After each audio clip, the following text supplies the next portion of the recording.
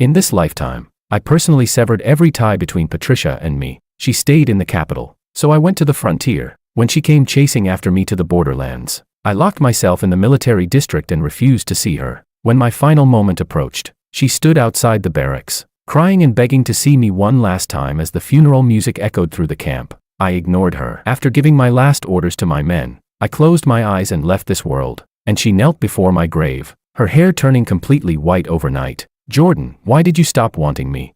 Chapter 1. Jordan. The capital's military district is short of hands. Let's put the frontier mission aside for now. Stay in Beijing. I stared blankly at the steaming enamel mug on the table. When I heard those words, it was like a thunderclap exploded in my ears, jolting me wide awake. Beijing. Stay in Beijing. Wasn't I already dead? I lifted my head sharply, my eyes landing on the wall calendar. 1983. I was reborn. Reborn on the very day before I went to Patricia's house to propose marriage.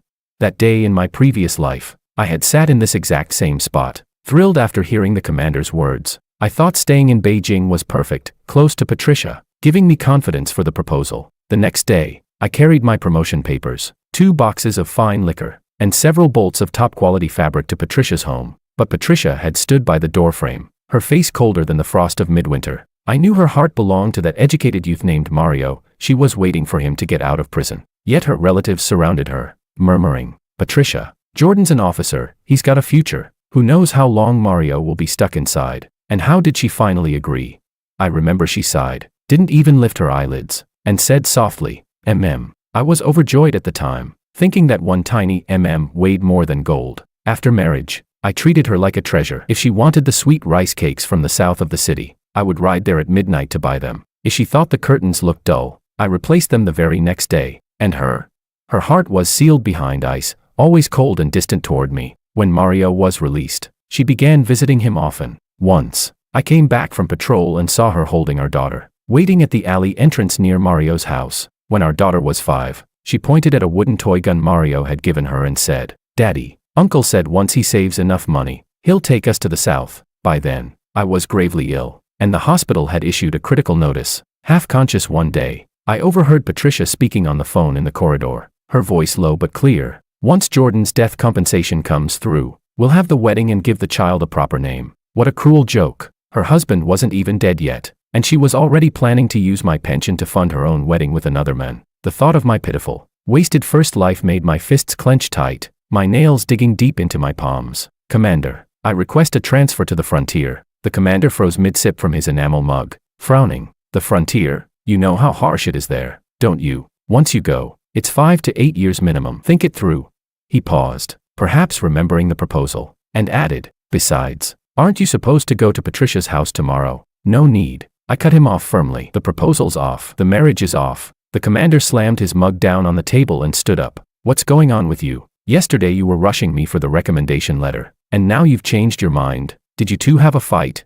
"No fight. I just figured some things out. Beijing's nice, but the frontier needs me more." "What things?" He pressed. "Speak clearly." I opened my mouth, but the memories of my past life stuck in my throat. What could I say? That I'd already lived once and spent a lifetime being made a fool of? Forcing a smile, I replied, "Nothing. Just realized I should go where I'm needed most. I'm a soldier, that's my duty." The commander stayed silent for a long time, exhaled a puff of smoke, and finally said, "Fine, I'll give you 5 days to think it over. If you change your mind within that time, I'll pretend this order was never given." I nodded in agreement. Stepping out of the office building, the autumn wind swept across my face. I looked up. The sky was a clear, piercing blue, so different from the gray haze I'd seen from my hospital bed in my past life. I needed to go home and tell my parents. They'd probably scold me for giving up an easy life in Beijing just to suffer at the frontier. And Patricia, just thinking of her brought all the humiliation of 2 lives flooding back. In my past life, I cherished her like a jewel. To her, I was nothing but a fool. This time, I'm done. If she wants to wait for Mario, let her. If she thinks I'm beneath her, I'll stay far, far away. Having made up my mind, I walked toward the family housing area. When I passed the department store, I saw a red balaji, the same kind of dress I had given her in my previous life, displayed in the window. I paused for a moment, then turned away without looking back. Red dresses. Patricia, none of it has anything to do with me anymore. Chapter 2. When I pushed open the door, the sight in the courtyard made me pause. On the rattan chair lay a pile of brand new red silk quilt covers, and neatly stacked wooden boxes lined the wall. Thermos bottles labeled Shanghai brand and enamel wash basins were piled up like a little hill. Even the old locust tree had bolts of unopened Dacron fabric hanging from its branches, bright reds and soft pinks swaying under the sunset until they almost hurt the eyes. My mother was squatting on the ground, counting red envelopes, while my father stood on a stool, pasting festive paper characters on the doorframe. When they saw me come in, they both turned around. "Jordan, you're back." My mother clapped the dust off her hands, pointing proudly at the things around the yard, her eyes crinkling with joy. "Look at this quilt pattern. Isn't it lovely? Your dad said we should pick the brightest one. And these sweet rice cakes, I asked Aunt Lee to steam them overnight. You can take them tomorrow when you go propose." My father twisted around on the stool, still holding a brush dripping with paste. "Patricia loves candied fruits from the west side of the city. I went this morning and bought 2 pounds. Think that's enough?" In my last life, I had also stood here with tears in my eyes, looking at this very same courtyard full of wedding preparations. They'd always said Patricia was a good girl, that marrying her was my blessing. And after the wedding, they never stopped reminding me to treat her well. Even on my deathbed, my mother had held my hand and whispered, "It's our fault we couldn't help you keep Patricia's heart." But now, watching them busying about, I felt something tighten painfully in my throat. "Dad, Mom, stop for a moment." My mother froze mid-motion as she tucked apples into a basket. "What's wrong? You think these apples are too small? I can go get bigger ones." "It's not about the apples." I stepped closer. The cheerfulness of the courtyard stabbed at my eyes like pins. I pressed my lips together. "The proposal, forget it. I don't want to get married." "What?" My father jumped down from the stool. "What did you say? You don't want to get married? Patricia's such a good girl, why all of a sudden?" "Jordan, did you two have a fight? Girls can be shy, you should be more patient with her." "It's not a fight." I looked at their anxious faces, took a deep breath,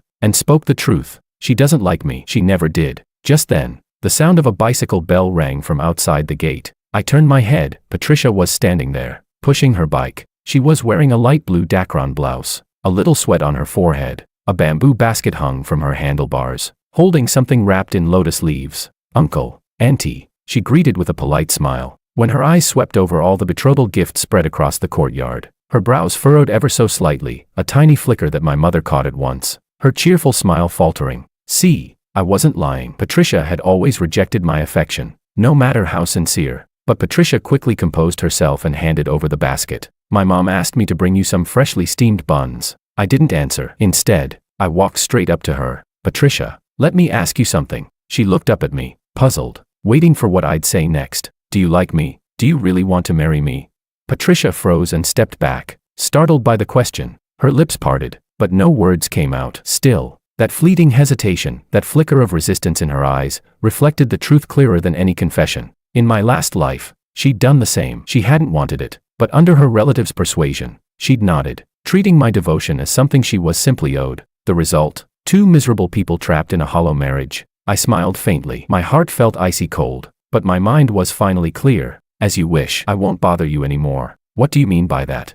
Patricia frowned, her tone wary, as if she thought I was setting some kind of trap. I turned to my parents, who stood there stunned, disbelief all over their faces. "Nothing," I said flatly. "Just what it sounds like." Patricia stared at me for a few seconds. Perhaps she thought I was being absurd, or maybe she just didn't care enough to argue. She forced a small smile at my parents. "Uncle, Auntie, I'll get going then." Then she pushed her bicycle away, leaving without a single glance back. The sound of her bike bell faded into the distance, leaving behind only me, my parents, and a courtyard full of bright red wedding gifts, glaringly festive, heartbreakingly ironic. My mother was the first to react. She grabbed my hand. "Jordan, what's going on?" "Patricia, Mom." I looked at her, swallowing down all the pain of my past life and the determination of this one, and simply said, "Let it go. I'm not marrying her." My father crouched down and picked up the paste brush from the ground. Silent for a long time, the courtyard fell quiet, save for the rustle of fabric in the wind, like a sigh echoing my heart. Maybe this was for the best.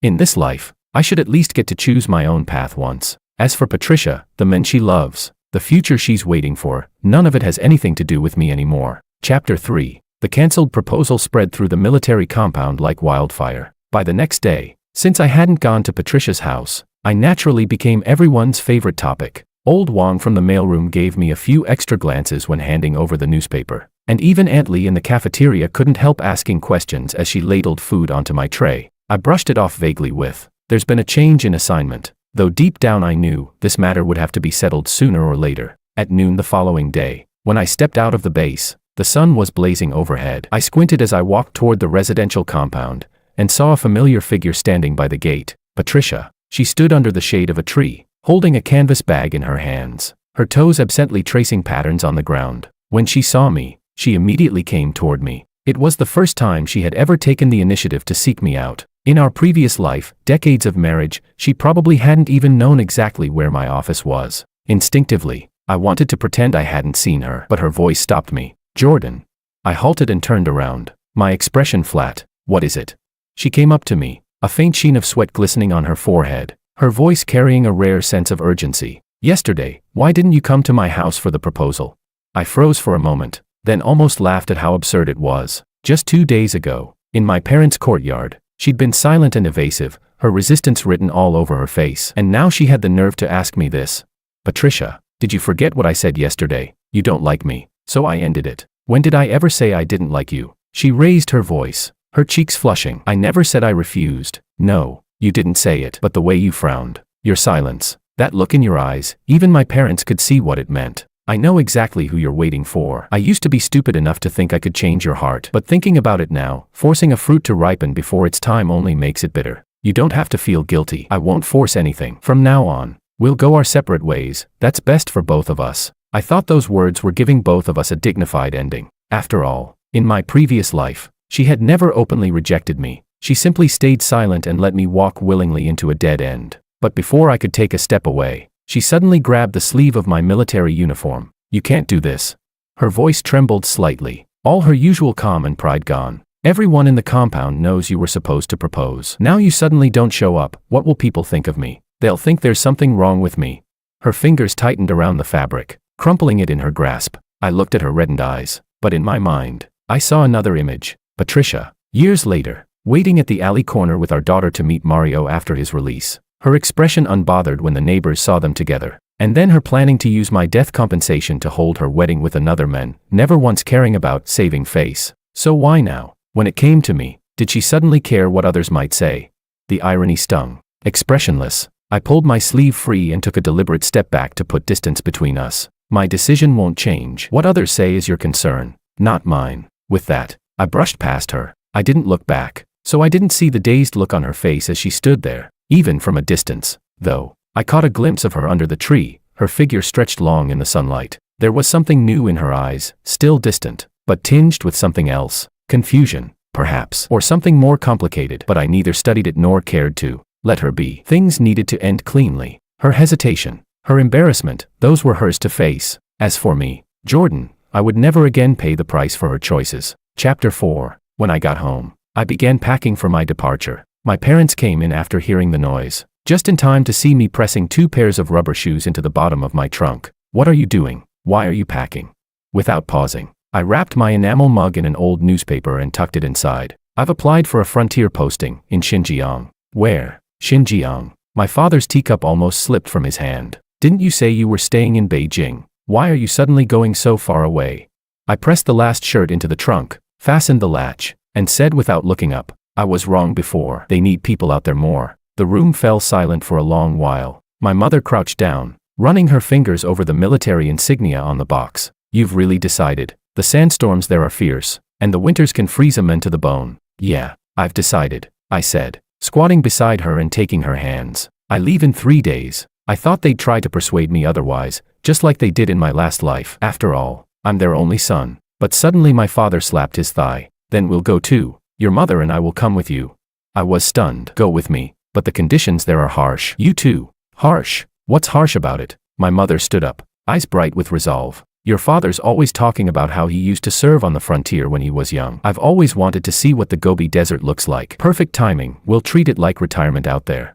They looked at each other and, to my disbelief, actually started planning it out. Bring the thick quilt. Find your dad's fur hat. Let's buy a couple of cans of fruit preserves for the road. Watching them bustle about, I opened my mouth to protest, then swallowed the words back down. Maybe leaving this place would be a new beginning for all of us. Just as we were almost done packing, the sound of a bicycle bell came from outside the courtyard gate. I opened the door. Patricia stood there, her forehead beaded with sweat. She'd clearly come in a hurry. Jordan, Before she could finish, my mother called from inside. Jordan, find your father's wool socks. He'll need them in Xinjiang.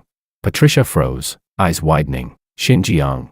In a few days the official notice would be out. It wasn't exactly a secret, and I didn't see the point in hiding it from her. So I leaned casually against the doorframe and nodded. Yeah, I'm leaving in a few days. You're going to Xinjiang. Why? Weren't you staying in Beijing? I applied to serve on the frontier. My tone was calm, detached, as if I were talking about someone else's business, but her voice trembled slightly. Then, when will you be back?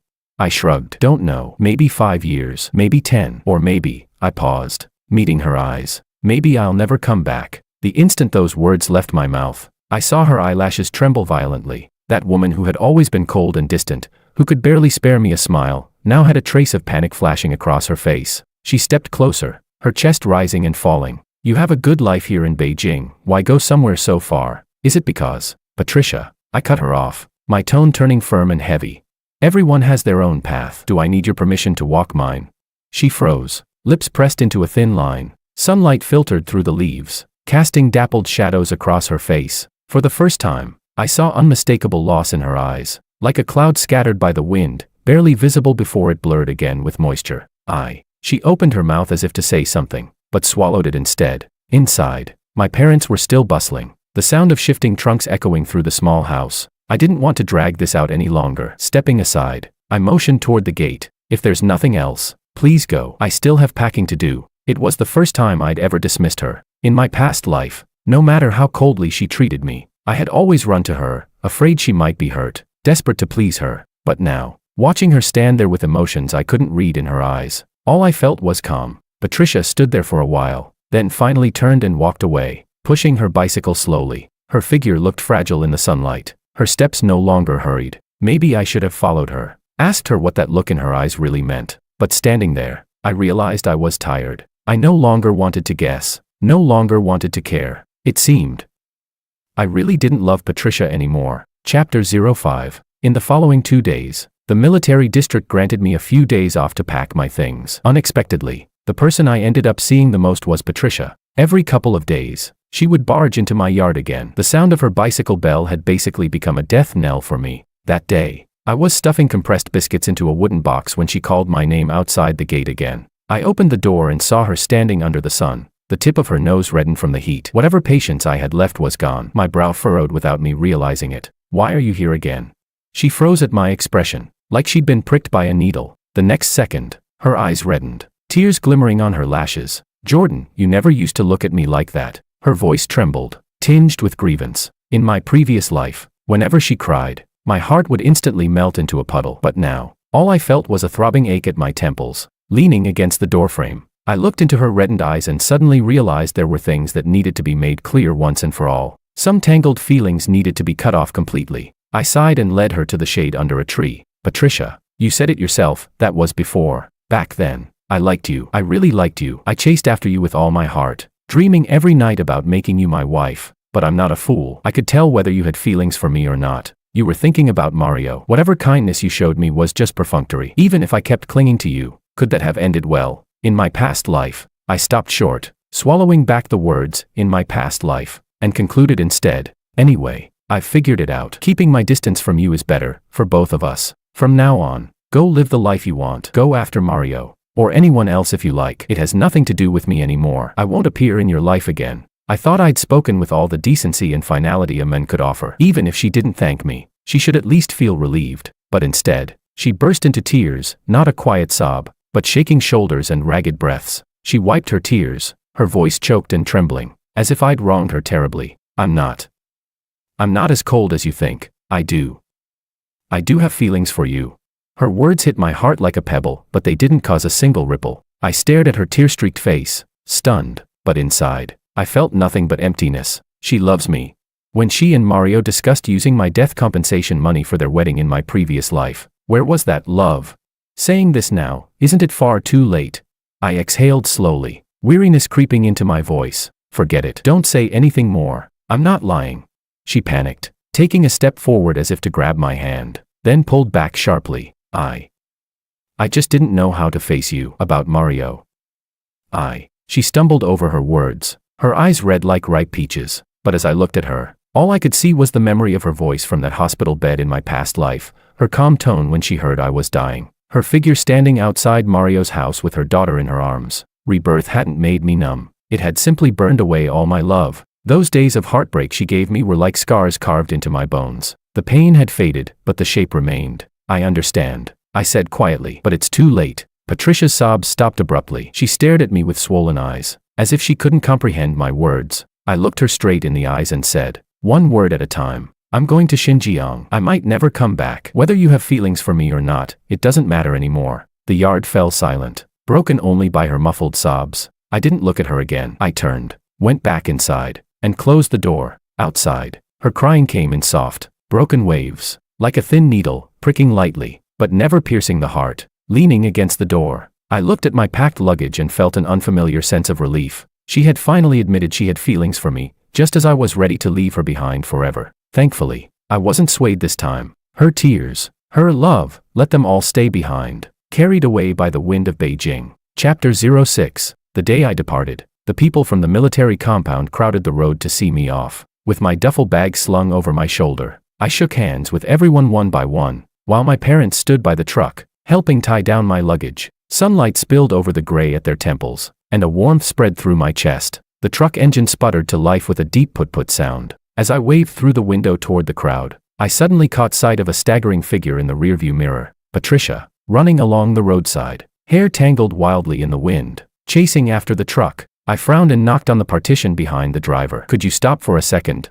Jumping off the step, I landed on the gravel just as Patricia caught up, bracing her hands on her knees, gasping for breath. When she lifted her head, her eyes were red as a rabbit's, tears falling one after another, soaking the fabric over her chest. Jordan. She couldn't get out a full sentence, but she gripped my sleeve tightly, fingers trembling. Could you not go? The wind from the distant Gobi carried traces of sand, a prelude to the storms that awaited me. I looked at her tear-streaked face, and inside, I was calm, utterly, completely calm. In my past life, I had imagined this scene countless times, her running after me, begging me to stay, but now that it was real, those imagined pictures seemed faded and meaningless. I regret it, she choked out between sobs. Every time I think I'll never see you again, I get so scared.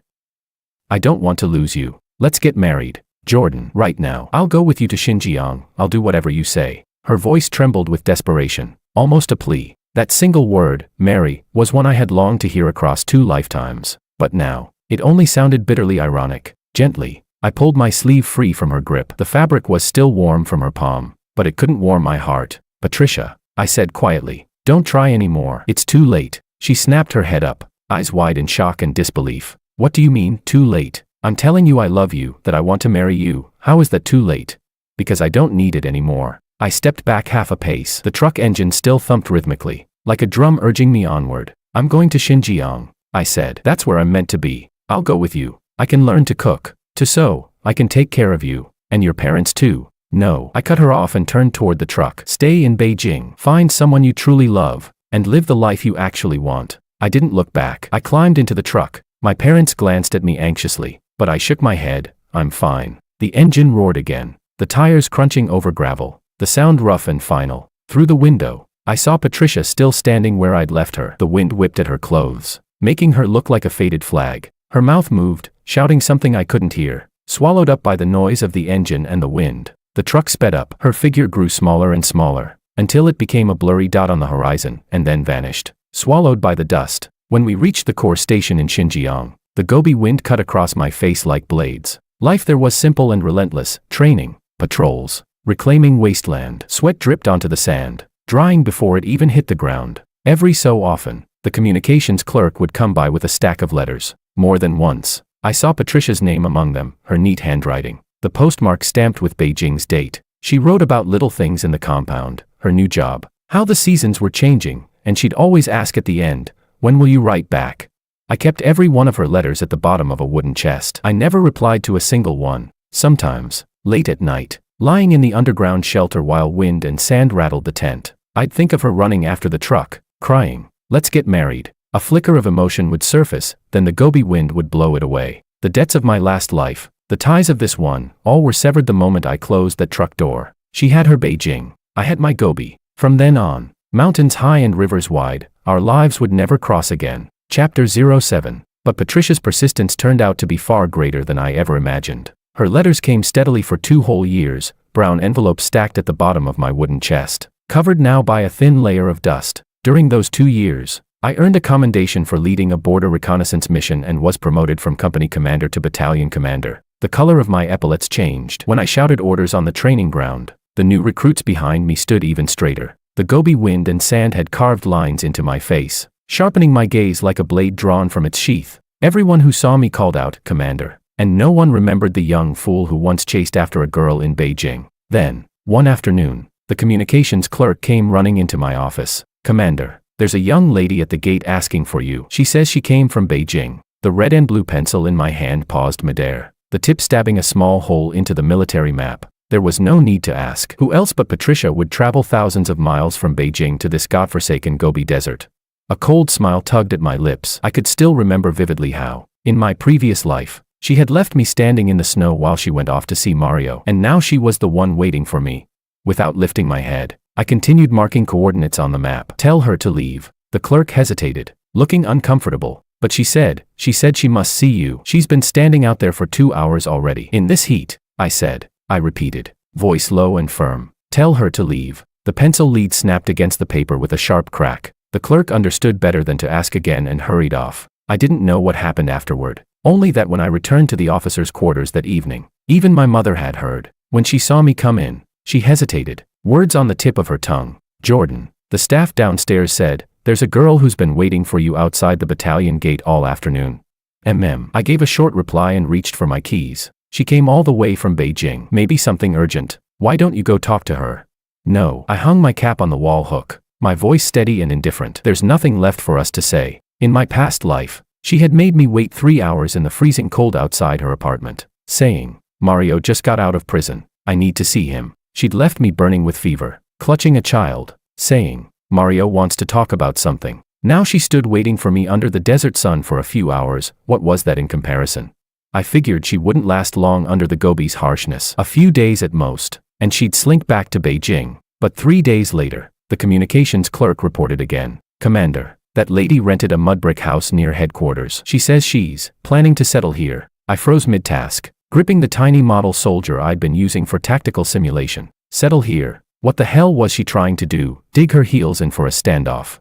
At that time, the regiment happened to be forming a tactical research unit, recruiting personnel for behind-the-scenes work. I barely hesitated before submitting my application. From the training field to the research office, from a frontline commander to a background strategist, I buried myself in endless military documents, poring over maps and data every day. I hardly even went back to the quarters anymore. The research office was on the top floor of the building, its windows facing the vast Gobi. If I lifted my eyes, I could see the snow mountains in the distance. I deliberately left the curtains half-drawn, enough sunlight to fall across the open files, but also enough to block out whatever gaze might exist from below. One night, I worked late and went downstairs to fetch some water. As I passed the entrance, I caught sight of a figure crouched by the wall under the corridor light. In the moonlight, the silhouette clutched a cloth bundle, shoulders trembling ever so slightly. I didn't know how long she had been waiting. It was Patricia. Hearing my footsteps, she lifted her head. Her face was red from the cold, her eyelashes tipped with frost. When she saw my shadow stretching halfway across the ground, her eyes lit up. She struggled to her feet. "Jordan." But I didn't stop walking. I went right past her without a word, not even granting her the chance for a greeting. The door of the boiler room slammed shut behind me, cutting off whatever words she had been about to say. Back in the research office, I leaned against the radiator. My heart was utterly still. No waves, no anger, no pity, only a quiet calm, like dust finally settling. What she owed me in the last life, I no longer wished to calculate, but that didn't mean I would ever allow her to come close again. Let her wait. Let the Gobi wind scatter her obsession. Let time grind down her unwillingness. As for me, I, Jordan, am no longer that fool whose heart would race at a single word from her. My battlefield lies upon the map, within tactical simulations, across the vast land I've sworn to defend with my life. The only place it will never be, is within Patricia's tears, nor her hesitation. Chapter 08. I pinned myself to the iron chair in the military research office, and sat there for 5 years. Patricia was like the desert grass that survived on the Gobi, appearing in front of the office building every so often. Sometimes she brought a basket of raisins she'd dried herself. Sometimes she simply stood afar, gazing quietly at my office window. The communications clerk told me she had opened a small clinic near the regiment headquarters, treating soldiers' families and herders. Over time, She became a familiar face in the endless Gobi. Once, on my way to a meeting, I passed her clinic. I saw her bandaging a herdsboy's wound. Her movements gentle, her face softened with a calmness I'd never seen before. The sunset stretched her shadow across the mud wall, blending her figure seamlessly into the vast, desolate landscape. I paused for a moment, then lowered the brim of my cap and walked quickly past. Later, a sentry mentioned that the year Mario was released from prison. Someone from Beijing brought her a letter. She replied with only one line, "I'm doing fine here in Xinjiang." The pencil in my hand slipped, and a jagged line tore through the map's border. In my past life, she had counted the days to Mario's release, and when I was dying, they plotted to use my death compensation for their wedding. And now, with Mario finally free, she stayed here, in this boundless wilderness, facing a door I'd vowed never to open again. The human heart is a strange thing. In my last life, I'd held out mine to her, and she wouldn't spare it a glance. In this life, I buried it deep beneath the Gobi sand, and now she wanted to dig it up. Maybe people always yearn for what they can't have. But she never understood. On the day I was reborn, my heart had already gone cold, frozen by the winds of the last life, beyond all warmth. I never saw her again, not even when my parents passed away one after another in the Gobi. I stood on a sand dune, holding my mother's urn, and saw Patricia in the distance, carrying a basket, standing quietly by the family compound gate. I turned away, swallowing my tears into the wind and dust. Before they died, both my parents murmured, "Patricia's a good girl, don't be so stubborn." But some wounds, only the one who bears them knows how deep they go. 7 winters later, while sorting tactical reports in the research office, I suddenly coughed up blood. The tests confirmed it, advanced lung cancer. Sunlight from the Gobi spilled across the diagnosis report, glaringly white. I locked the paper in a drawer and kept reporting for duty every day, just moving slower, breathing harder. When the end came, noise filled the corridor outside the military infirmary. A nurse leaned close and whispered, "Instructor Jordan, there's a MS. Patricia outside. She said she wants to. Tell her to leave." "But I said, "Tell her to leave. I won't see her." The nurse saw my resolve and could only nod quietly. Outside, the Gobi received its first snow of the year, white, endless, silent. I stared at the cracks in the ceiling, memories flickering one by one, the red brick walls of Beijing, Patricia chasing after the truck, my parents packing luggage under the sunset, stacks upon stacks of military maps in the research room, but not her face, never her face. "Instructor, any last orders?" The new battalion commander bent close, tears glistening in his eyes. I thought for a moment, then whispered a few final notes about border defense, before the last of my strength drained away. Outside the ward, Patricia's sobs echoed endlessly, pleading for me to see her one last time. I didn't answer, not until her cries blurred into silence, like the sound of the wind I'd heard while dying in my past life. "That's enough," I murmured softly, and closed my eyes for the last time. The day of the funeral, the snow on the Gobi had yet to melt. My students stood in formation before the gravestone, their uniforms crisp, their shoulders straight. Amid the mournful music, I saw Patricia kneeling in the snow, wrapped in an old military coat, her hair disheveled by the wind. I didn't know how long it was before the crowd slowly dispersed, leaving only her still kneeling there. The wind lifted strands of her hair, and only then did I notice. Her hair was completely white, as if the snow itself had settled upon her head. "Jordan." She reached out, gently tracing the name engraved on the tombstone. Her voice was hoarse beyond recognition. Why